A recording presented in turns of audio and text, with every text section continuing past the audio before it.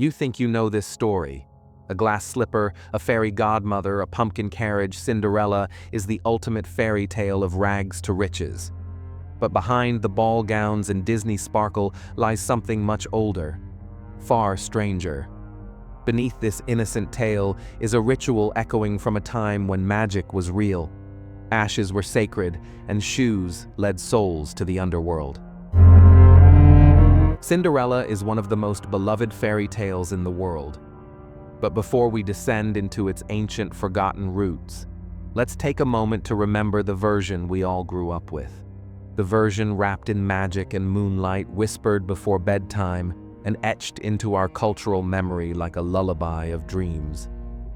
Once upon a time, in a faraway kingdom, there lived a girl named Cinderella. After her parents died, she was left in the care of a cruel stepmother and two spiteful stepsisters. They forced her to cook clean and sleep by the fireplace, her clothes stained with soot and cinders. They mockingly called her Cinderella, the girl of ashes. In the flickering glow of the hearth, her eyes held both gentleness and sorrow. She never complained. She simply endured like a flame, quietly refusing to die. One day, the royal palace announced a grand ball lasting 3 nights. The prince was to choose a bride, and every young woman in the land was invited. Cinderella longed to go, but her stepsisters laughed at her and tore her dream to pieces. "You," they sneered. In that filthy dress, heartbroken, she wept. But in the darkest moment, a fairy godmother appeared, glowing like moonlight on still water. With a wave of her wand, she transformed a pumpkin into a golden carriage mice, into footmen, and Cinderella's ragged clothes into a shimmering gown. On her feet, glass slippers that glowed like stars. But there was one rule: when the clock struck midnight, the magic would end. Under the palace's golden lights, Cinderella arrived like a vision from another world. The prince was captivated. They danced as if the universe had folded around them. But at the stroke of midnight, she fled, vanishing into the night, leaving behind only a single glass slipper on the marble steps. The prince searched far and wide, determined to find the girl whose foot would fit the delicate shoe. Many tried, but none succeeded until Cinderella stepped forward. The slipper fit as if it were made of her very soul. The prince recognized her instantly, and from that moment her life was transformed. She rose from the ashes not just to love, but to freedom, and they lived happily ever after. Cinderella's tale has deep roots that stretch far beyond the polished pages of European folklore. The oldest known version dates back over 2,000 years to ancient Greece. The story of Rhodopis, a Greek slave girl living in Egypt, tells how her sandal was carried by an eagle to the lap of the pharaoh, who took it as a sign from the gods and sought her out. In 9th century China, a tale called Ye Xian features a mistreated girl who befriends a magical fish, her dead mother's spirit, who helps her attend a festival. When she loses a golden slipper, the king finds it and makes her queen. Then comes the Italian La Gatta Cenerentola, the Cat Cinderella, by Giambattista Basile in 1634, one of the earliest European literary versions. Here the story is darker. There's murder, sexual threat, and a clever girl named Zezola, who engineers her stepmother's downfall with the help of a fairy living in a date tree.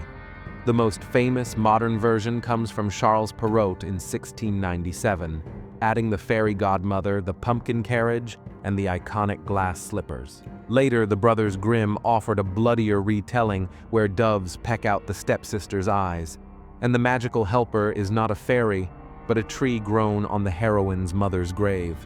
Each retelling transforms the tale slightly, but the core remains a girl in ashes, suffering under oppression, touched by supernatural aid and lifted to royalty. Folklorists like Marina Warner and Ruth Bodegeimer have traced these evolving forms, highlighting how the tale reflects changing social norms, from maternal spirit worship to Christian morality, from oral initiation tales to polished courtly parables. At its heart, Cinderella is not just a story, it's an ancient pattern. The ash girl is a universal archetype, the humble, abused, and hidden one who undergoes transformation. Ashes were once sacred, symbolizing rebirth and purification. Sitting in ashes meant being between death and life, exactly where transformation happens. The fairy godmother or magical animal helper echoes the archetype of the guardian spirit, a force often connected with the protagonist's dead mother. In the grim version, the tree on the mother's grave speaks and animals help Cinderella, just as ancestral spirits aided the living in many cultures. The shoe, always oddly specific, acts as a relic, a soul marker. In ancient traditions, shoes were linked with one's journey through life and death. To lose a shoe is to reveal your path, your essence.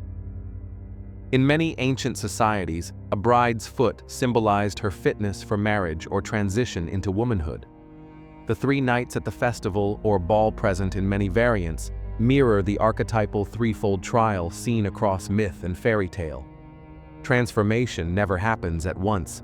It is tested, repeated, deepened. This story echoes across cultures. In the Hausa tale of Chinye from West Africa, a girl receives gifts from forest spirits. In Indonesian folklore, a mistreated girl is helped by the spirit of her mother. In Native American tales, the poor girl wins a prince-like figure by virtue, not power. These stories remind us the Cinderella figure is not local, she's universal. She appears where societies need to believe that purity, humility, and patience are watched by older forces and ultimately rewarded. In folklore classification, Cinderella belongs to the ATU 5.10a tale type, the persecuted heroine. This tale type exists in over 700 versions worldwide, recorded by folklorists like Stith Thompson and Auntie Arna. It often involves a mistreated girl magical aid recognition via a token, usually a shoe and marriage, into royalty. From a psychoanalytic perspective, thinkers like Bruno Bettelheim saw Cinderella's story as a metaphor for psychological development. The neglected child ID must suppress desire and pass through stages of hardship before integrating with the higher self, superego, symbolized by the prince. Anthropologically, this story may encode rites of passage. Ethnographers have pointed to the symbolism of ashes, isolation, and magical intervention as mirroring initiation rituals in early tribal societies where young women were secluded, purified, then reintroduced to society in ceremonial garb, often barefoot or with symbolic footwear. Linguistically, many ancient versions use names like Ashputtel or Cenerentola, both derived from cinders or ashes. This consistent naming across languages hints that the ash-sitting girl archetype is far older than the fairy tale era and may be a linguistic fossil of forgotten ceremonial roles. Cinderella isn't just a tale, it's a repository of encoded psychological, spiritual, and social knowledge that predates its literary appearance by millennia. And to trace Cinderella back to her origins, we must descend deep into the ashes, into the smoke-hazy rituals of Proto-Indo-European culture. Long before fairy tales, these ancient people told oral stories around fire pits, honoring the dead and marking rites of passage. In such societies, ash was a symbol of both mourning and renewal. After a body burned in a funeral pyre, ashes were gathered and sometimes buried beneath the home hearth. To sit in ashes then wasn't just a sign of misery, it was a way of drawing close to the ancestors, of invoking their wisdom and protection. Cinderella's presence in the cinders marks her as someone between worlds, neither child nor adult, neither alive nor symbolically dead. This aligns with the ancient concept of liminality, the threshold stage in a rite of passage. Like initiates, she's hidden, isolated, and transformed by forces older than society. Proto-Indo-European myth cycles also featured sacred shoes. In Vedic texts, feet symbolize destiny. In Norse tradition, only the worthy may wear certain shoes to enter Valhalla. In funerary rites across Eurasia, the dead were often buried with their shoes for the afterlife journey. The magical female helper, whether fairy fish or tree, may descend from ancestral mother goddess cults, where the spirit of a maternal figure watched over and guided the living. Many early Indo-European societies had tree cults, where spirits or deities resided in sacred groves. Grimm's Cinderella grows her helper tree from her mother's grave, perhaps a relic of such pre-Christian worship. The prince is not just a love interest, he is the rite's final reward, societal recognition. He doesn't save Cinderella. He confirms her initiation is complete. She has passed the test.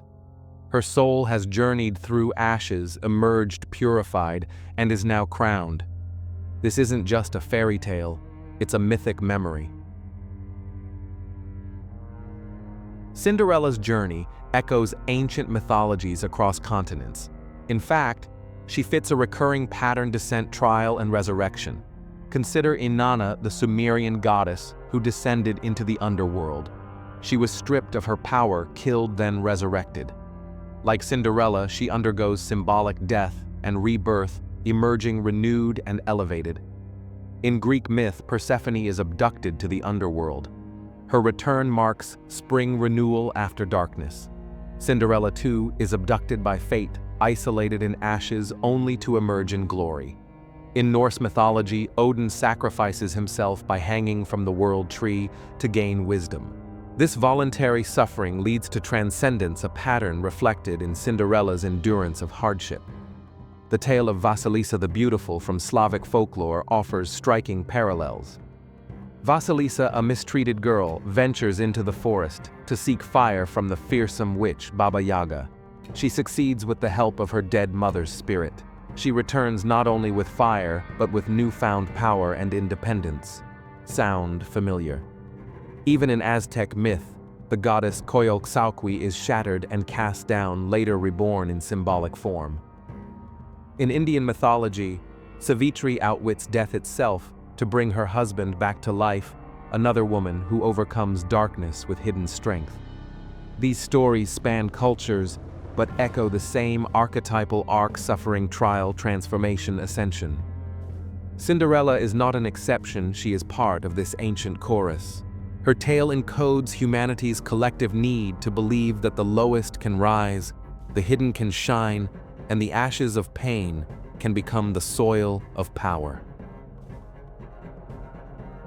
Nearly every symbol in Cinderella hides deeper meaning. The ashes signify death and rebirth, like the phoenix. Sitting in them is to be ritually dead, awaiting transformation. The glass slipper is more than elegant, it's fragile, clear, and perfectly fitted. A soul prism, a relic. In some versions it's fur or gold, but always a foot-binding object symbolizing purity and unique destiny. The midnight curfew marks the threshold between worlds, when magic fades and reality resumes.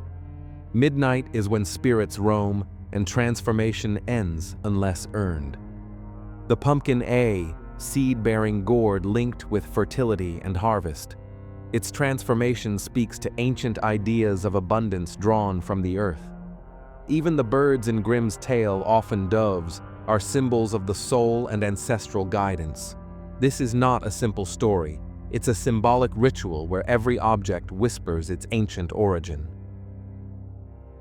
Cinderella isn't just a fairy tale, it's a ritual map, a memory of firelit nights when girls became women through sacred trials. It whispers of gods in trees, souls in slippers, and ashes that hold power.